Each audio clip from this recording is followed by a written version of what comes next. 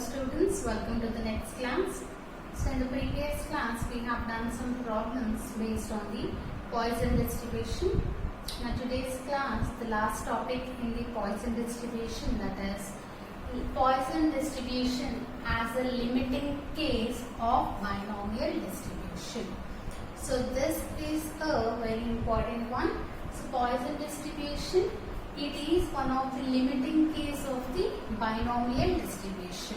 So what does it mean? Means whenever you consider this binomial distribution, by applying some conditions, this binomial distribution will tend to the Poisson distribution. That means by applying some conditions, whatever the PMF we have considered for the binomial distribution, so here first we will consider the PMF of the binomial distribution and apply some conditions. So by applying that conditions, the PMF of binomial distribution will change to the PMF of the Poisson distribution. That is called as a limiting case. So here it is a limiting case. So that is binomial distribution, it is Poisson distribution, it is a limiting case of the binomial distribution. That means under some conditions, binomial distribution will tend to the Poisson distribution. Now we will see what are those conditions. So Poisson distribution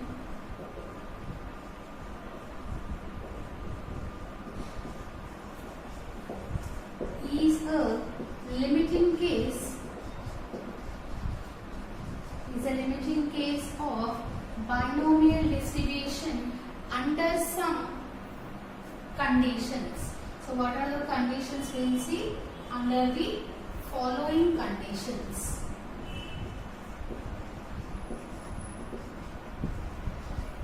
So what are those conditions? Means the first one is the number of trials.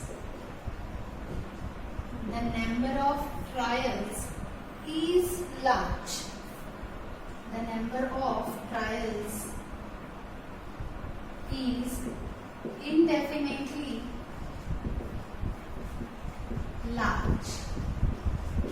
So in binomial distribution, now this binomial distribution we will be converting it into Poisson distribution, right? So under what conditions? The first one is the number of trials is indefinitely large. So number of trials in binomial distribution, the number of trials is denoted with n, right? So this n value should be very large. So large means this n tends to infinity. So always indefinitely large means it will be keep on increasing.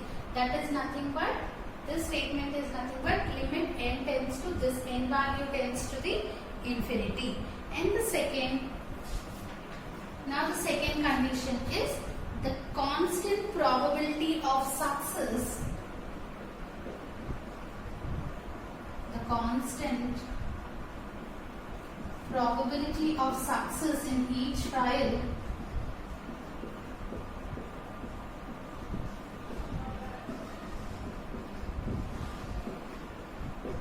is relatively small.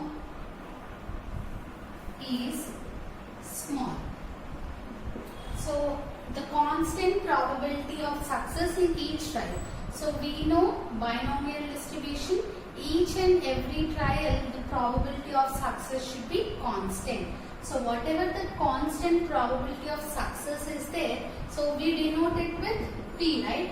So this P is small. So P value small means it is keep on decreasing. So P value slowly tends to 0. So first condition is n tends to infinity and second condition is P tends to 0. Now the third condition is NP equals to lambda. So NP equals to lambda is a finite value. So the third condition we consider as NP equals to lambda, that is both the means are equal.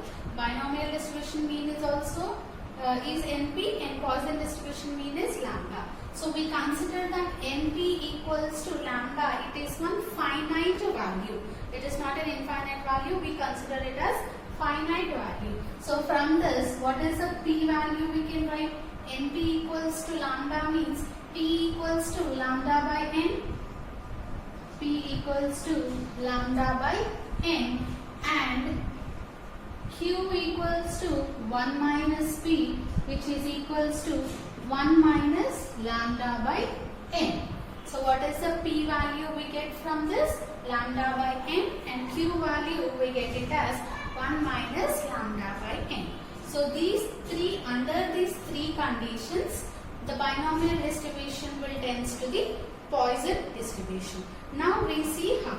So first we consider the PMF of binomial distribution. So the PMF of binomial distribution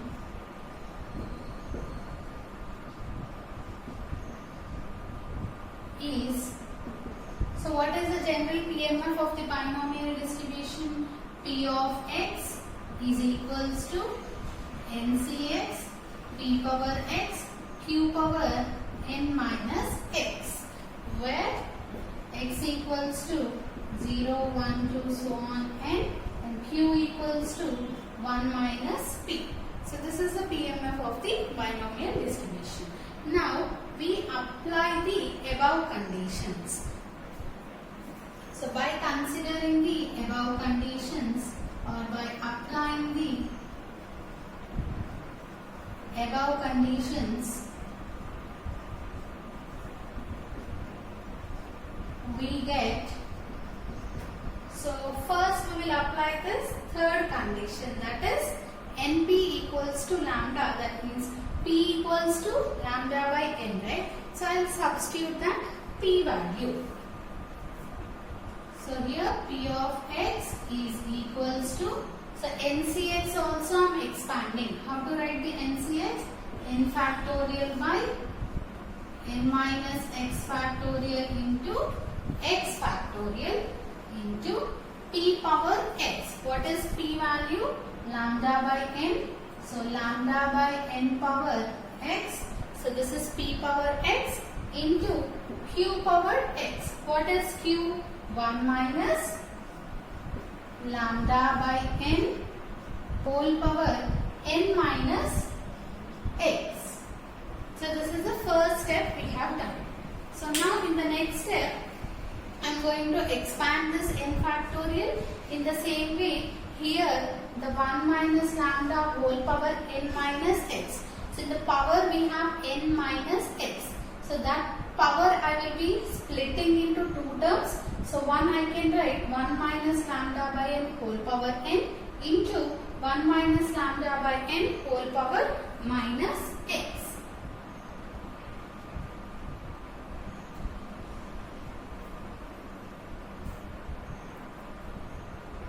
So carefully copy it here.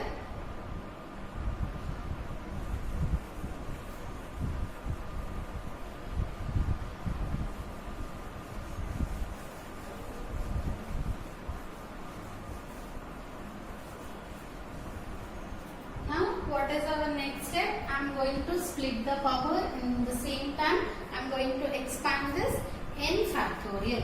So this n factorial I will be expanding up to n minus x factorial, so that I can cancel n minus x factorial value. So this n factorial can be written as, so p of x is equals to n factorial can be written as n into n minus 1 into n minus 2 into so on up to the last value, at which value I said I will be expanding up to n minus x factorial. So up to n minus x factorial, I am expanding up to n minus x factorial. So before n minus x, what will be the before term? Before that term will be n minus x plus 1.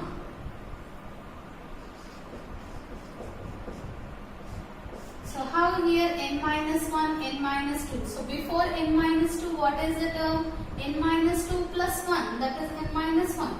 Similarly, the last term I have written up to n minus x. So the before term will be n minus x plus 1.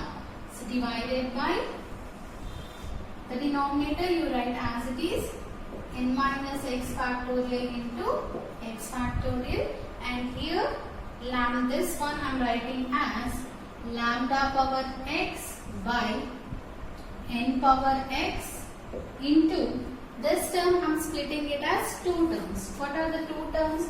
The first term is 1 minus lambda by n whole power n, and the second term 1 minus lambda by n whole power minus x. The complete term I have split it into two terms. Now in the next step I am going to cancel n minus x factorial and n minus x factorial.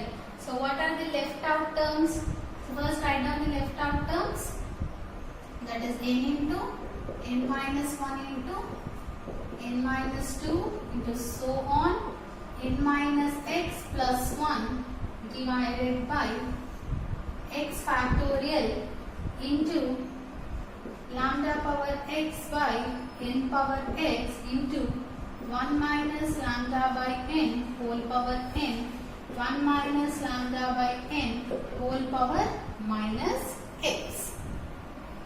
So these terms you can split in the next steps also. If you feel it as lengthy steps, these terms you keep as it is now. In the third or fourth step also you can expand it. Now in the next step what I am doing is I am going to multiply and divide n.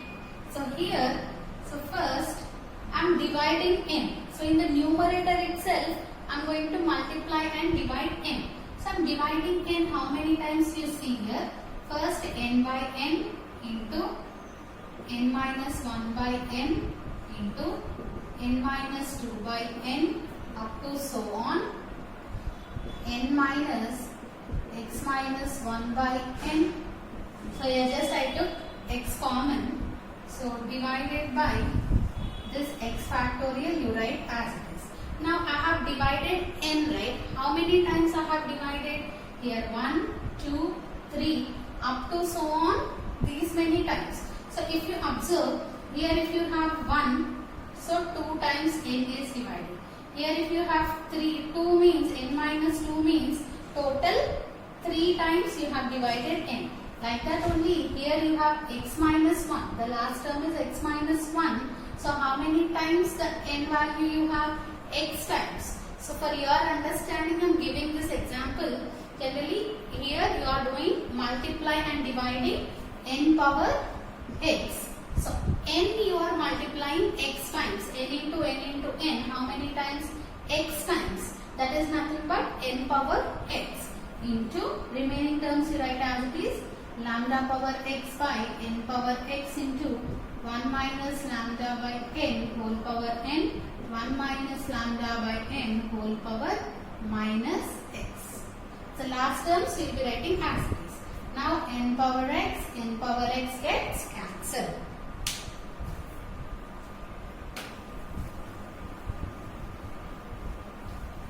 So listen each and every step carefully. Now here n and n anyhow gets cancelled. So this is equals to, the first term is n by n is 1. So 1 minus 1 by n into 1 minus 2 by n into so on 1 minus x minus 1 by n divided by x factorial into lambda power x into 1 minus lambda power n by n into 1 minus lambda by n whole power minus x. Now this is till here we have applied only one condition. Now we will be applying our the first criteria. We have written 3 conditions, right? Among that, what is the first condition? N tends to infinity. So we will be applying limit n tends to infinity now. So for this PMF, limit n tends to infinity, p of x.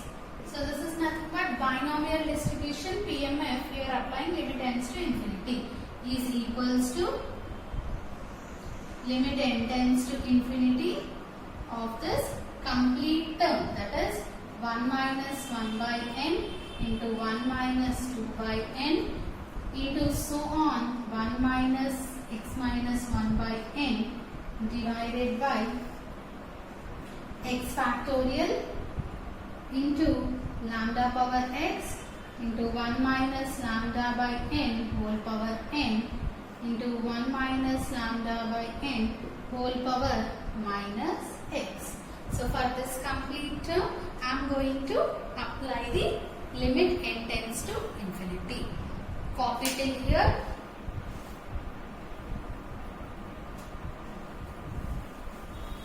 So we know if n tends to infinity, 1 by n tends to 0.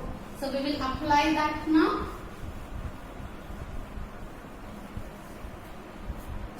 So here n tends to infinity means this 1 by n value will become 0.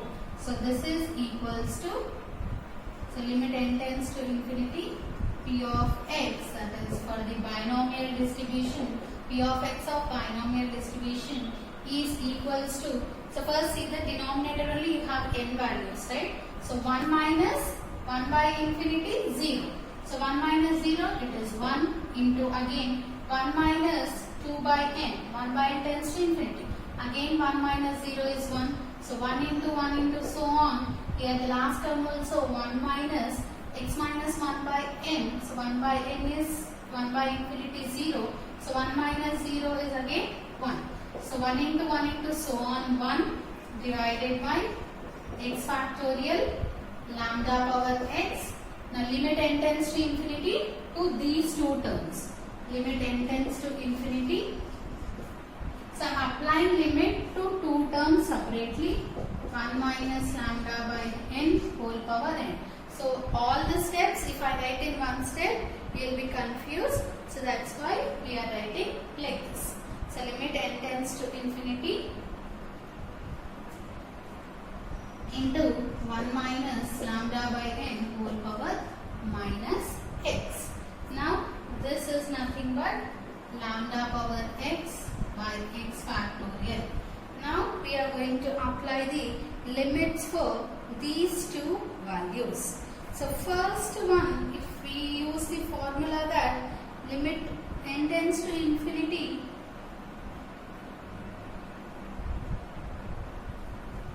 so we will be using some formulas. The first formula is limit n tends to infinity 1 by x by n. Limit n tends to infinity 1 minus x by n whole power n. So if you have in this format, we will be writing it as e power minus x. So this is equals to e power minus x. So this is the first formula we are going to use. That is e power minus x. Limit n tends to infinity 1 by x by n whole power n. Now compare this with the first one. Limit n tends to infinity 1 minus x by n. In place of x we have lambda. So lambda by n whole power n. We have written as e power minus x. In place of x we have lambda. So this can be written as e power minus lambda. So this is our first formula. And similarly, we have one more formula as limit n tends to infinity 1 minus lambda by n whole power minus a. Limit n tends to infinity 1 minus x by n. So 1 minus a by n whole power n is equals to e power 0. So this is nothing but e power 0. So e power 0 is nothing but it is equals to 1. So here what is the difference between two formulas? Here we have one constant. So same x by n whole power a. So what is the difference between two formulas? Here the limit value only you have in the power. So that's why we get e power minus x. Here limit value is different and in power you have one constant. That is nothing but e power 0.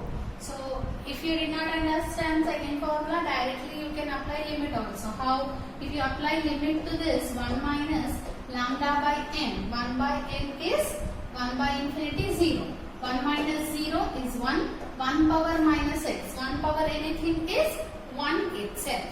So we can write the second formula easily, that you will be getting as 1. So directly by applying limit or by using the formula, you get the second value as 1 and the first value is e power minus. So p of, now limit n tends to infinity, p of x of the binomial distribution is equals to e power minus lambda, lambda power x by x factorial. So what is this one? This follows the Poisson distribution with the parameter lambda. So that means that which is the PMF of the Poisson distribution. So by applying some conditions, we have converted the binomial distribution to the Poisson distribution. So limit n tends to infinity, p of x has become the PMF of the Poisson distribution. So this follows the Poisson distribution. What is the notation we write? Poisson with the parameter lambda. So it's a very easy one. Just you may feel the lengthy steps. First you remember the three conditions, then apply one by one conditions, then it will be easy for you to understand. So in the Poisson distribution, we did not do the additive property, that is reproductive property of the Poisson distribution. So now we will do that. So coming to the additive property of Poisson distribution, what does the additive property states? The sum of independent variates. So which variates we consider here? Poisson variates. So independent Poisson variates. So Poisson variates means the sum of the Poisson variables is also a Poisson variate. So symbolically, how you can write this one? I am considering n independent Poisson variates, that is, if x1, x2, so on xn are the I am considering are the n independent Poisson variates, are n independent Poisson variates with the parameters that is lambda 1, lambda 2, so on lambda n. So x follows Poisson with the parameter lambda 1, x2 follows Poisson distribution with parameter lambda 2. Similarly, like that, xn follows Poisson distribution with the parameter lambda n respectively. Then, so according to the additive property, what we are going to write? Sum of the independent. That is then sum of the, that is summation I equals to 1 to n xi follows the Poisson distribution with the parameter. So summation xi is also a Poisson variate,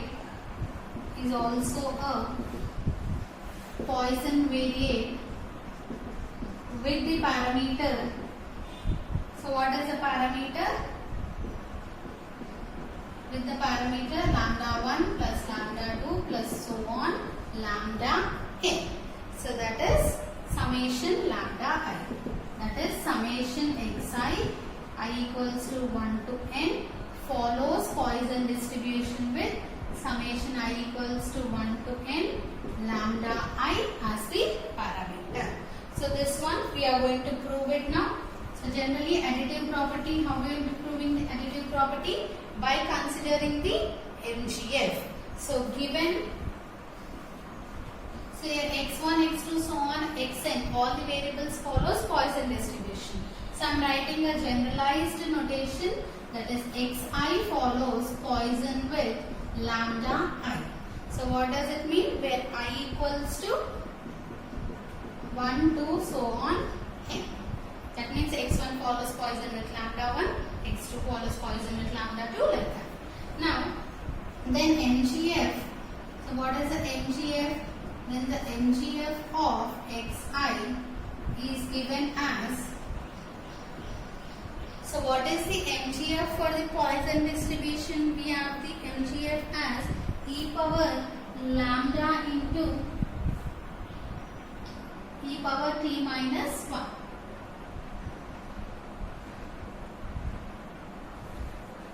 So generally the MGF of xi of t is equals to e power lambda I into e power t minus 1. General MGF means we write e power lambda into e power t minus 1. Here for the ith variable, so we are writing lambda I. So now what we consider? We consider the moment generating function of the summation xi. So consider MGF of x1 plus x2 plus so on plus xn.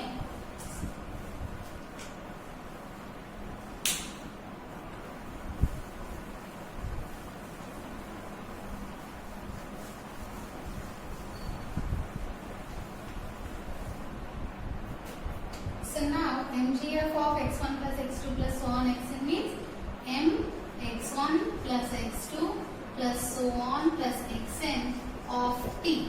So we know that from the uniqueness from the property of the MGF, that is sum of the MGFs, MGF of the sum of the variables equals to product of the MGF, that is mx1 of t into mx2 of t into so on mxn of t.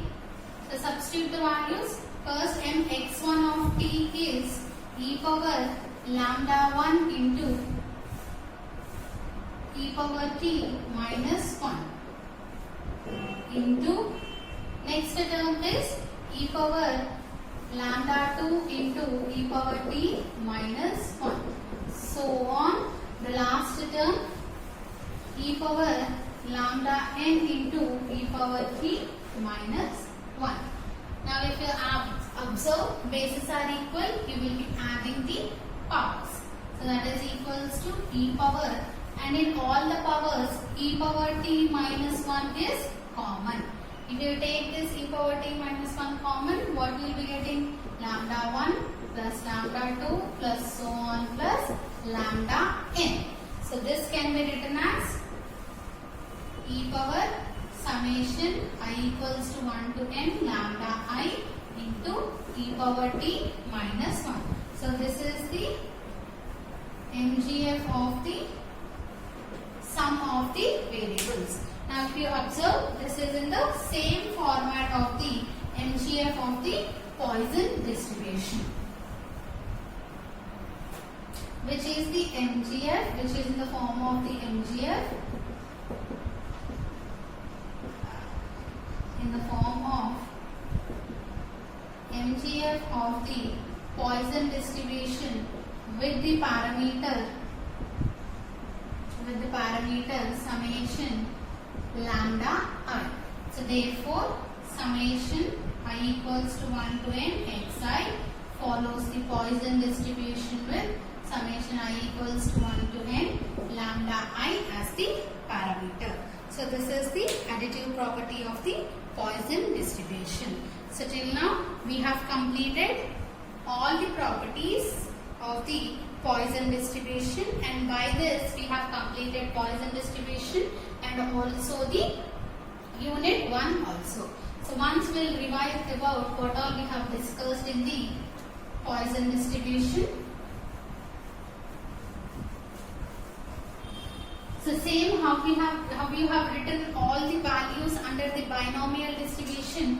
So write all the values under the Poisson distribution also. First you write the PMF. What is the PMF of Poisson distribution? P of x equals to e power minus lambda, lambda power x by x factorial. Next step we are going to write mean and variance. So in Poisson distribution, mean and variance both are equal. That is lambda. Next, the movements, we will be writing mu3 and mu4 values. So for Poisson distribution, the central moments value mu3 is also equals to lambda and mu4 equals to 3 lambda square plus lambda.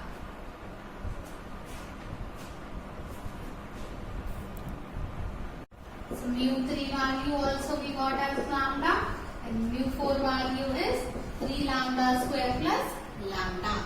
So this variance is nothing but mu2 value and mean is nothing but mu1 dash value. Next, the skewness and kurtosis coefficient.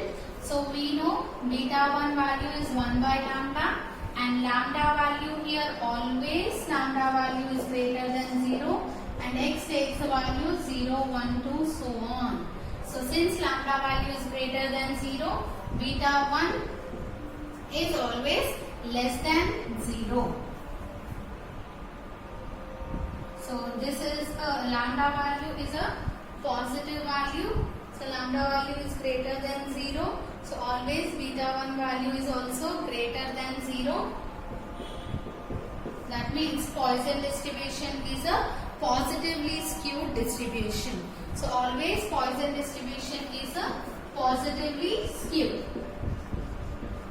Next is we have learned about the coefficient of kurtosis. Beta 2 equals to 3 plus 1 by lambda. So we know 1 by lambda value is greater than 0 always.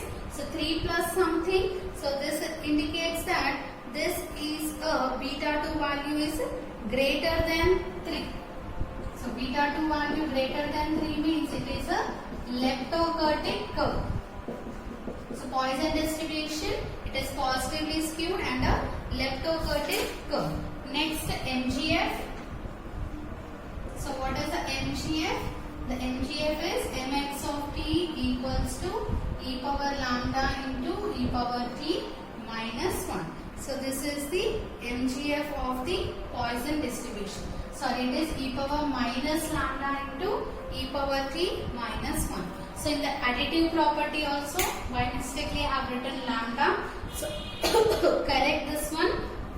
So in the additive property I have written e power lambda. So in that place you correct it and write e power minus lambda. If you take common also, you will be getting e power t minus 1 into minus 1 of lambda 1 plus lambda 2 plus so on lambda n. So you can write e power minus summation lambda I into e power t minus 1. So correct it, just write minus there.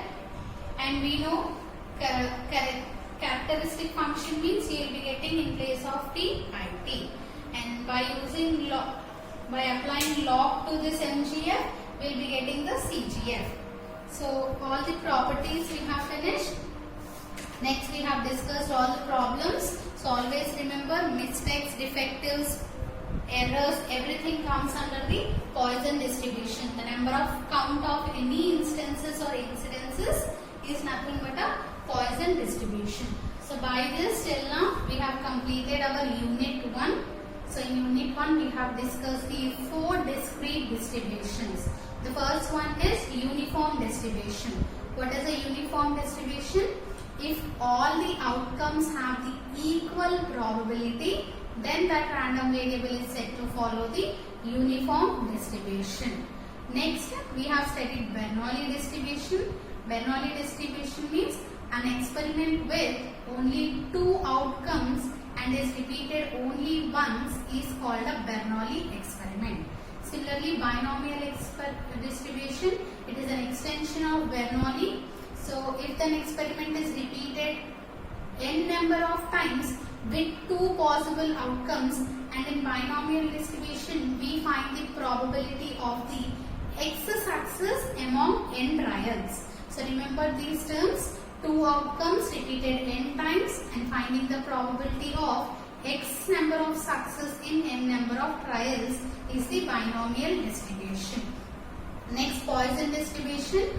So in Poisson distributions, the number of instances in a particular interval of time or a span of time or a span of area, it may be in the particular time or at the span of area. If you are making a count of the any events, that is said to follow the Poisson distribution.